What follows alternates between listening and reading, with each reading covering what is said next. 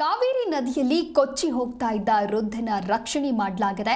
ಶ್ರೀರಂಗಪಟ್ಟಣ ಸ್ನಾನಘಟ್ಟದ ಕಾವೇರಿ ನದಿ ಬಳಿ ನಡೆದಿರುವಂತಹ ಘಟನೆ ಇದು. ಗೃಹ ರಕ್ಷಕ ಸಿಬ್ಬಂದಿ ಅನಿಲ್ ಹಾಗೂ ಸ್ನೇಹಿತರಿಂದ ವೃದ್ಧನ ರಕ್ಷಣೆಯನ್ನ ಮಾಡಲಾಗಿದೆ. ಸ್ನಾನಕ್ಕೆ ಹೋದ ವೇಳೆ ನದಿಯಲ್ಲಿ ವೃದ್ಧ ಕಾಲು ಜಾರಿ ಬೀಳ್ತಾರೆ. ಬೆಂಗಳೂರಿನ ಯಲಚೇನಹಳ್ಳಿ ಗ್ರಾಮದ ವೃದ್ಧ ರಾಮಸ್ವಾಮಿ ಅಂತ ಹೇಳಿ ಇವರ ಹೆಸರು. ರಕ್ಷಣೆ ಮಾಡಿದ್ದ ವೃದ್ಧನನ್ನ ಸಂತೈಸಿ ಆಸ್ಪತ್ರೆಗೆ ರವಾನಿಸಲಾಗಿದೆ. ಶ್ರೀರಂಗಪಟ್ಟಣ ಟೌನ್ ಠಾಣಾ ವ್ಯಾಪ್ತಿಯಲ್ಲಿ ನಡೆದಿರುವಂತಹ ಪ್ರಕರಣ ನೀವು ಕೂಡ ದೃಶ್ಯಾವಳಿಯಲ್ಲಿ ಗಮನಿಸ್ತಾ ಇರಬಹುದು. ಕಾವೇರಿ ನದಿಯಲ್ಲಿ ಕೊಚ್ಚಿ ಹೋಗ್ತಾ ಇದ್ದಂತಹ ವೃದ್ಧನ ರಕ್ಷಣೆಯನ್ನ ಮಾಡಲಾಗಿದೆ.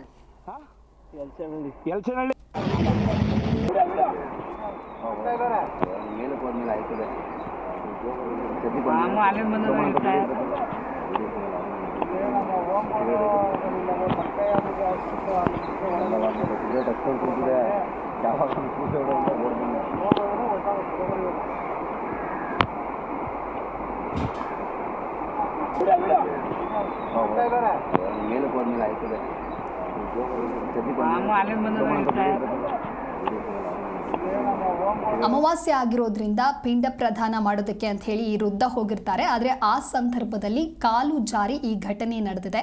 ಶ್ರೀರಂಗಪಟ್ಟಣ ಸ್ನಾನಘಟ್ಟದ ಕಾವೇರಿ ನದಿ ಬಳಿ ನಡೆದಿರುವಂತಹ ಘಟನೆ ಇದು.